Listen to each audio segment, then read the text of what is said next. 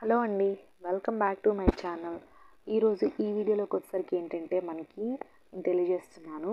So Indian Council of Medical Research చెందిన National Institute of Occupational Health and lower division clerk మరియు upper division clerk పోస్టులకు అయితే దరఖాస్తు కోరుతూ నోటిఫికేషన్ అయితే విడుదలైందండి.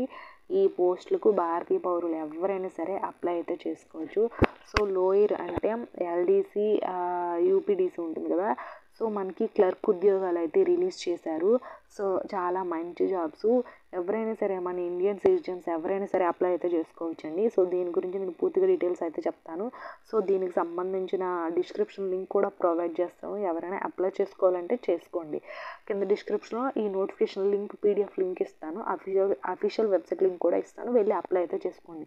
పూర్తి డీటెయిల్స్కి మనం ఇప్పుడైతే వీడియోలోకి వెళ్ళే ముందు నాదొక చిన్న రిక్వెస్ట్, మన ఛానల్ ఎవరైనా ఫస్ట్ టైం చూసినట్లయితే సబ్స్క్రైబ్ అయితే చేయండి, వీడియోని లైక్ చేయండి, అలాగే మీ ఫ్రెండ్స్ అండ్ ఫ్యామిలీకి కూడా షేర్ అయితే చేయండి. మీరు చిన్న సపోర్ట్ మన ఛానల్కి ఇస్తారని అయితే నేనైతే కోరుకుంటున్నాను. ఇప్పుడైతే మనం వీడియోలోకి అయితే వెళ్ళిపోదాం.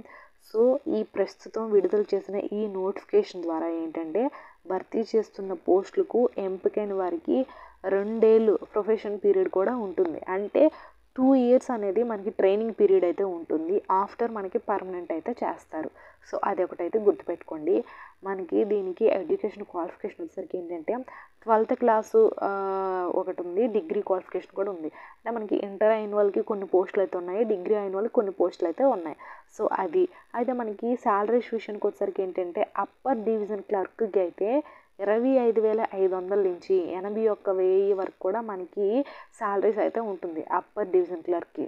సో లోయర్ డివిజన్ క్లర్క్ ఏంటంటే మనకి 19,000 నుంచి 63,000 వరకు అయితే శాలరీ అయితే పే చేస్తారు.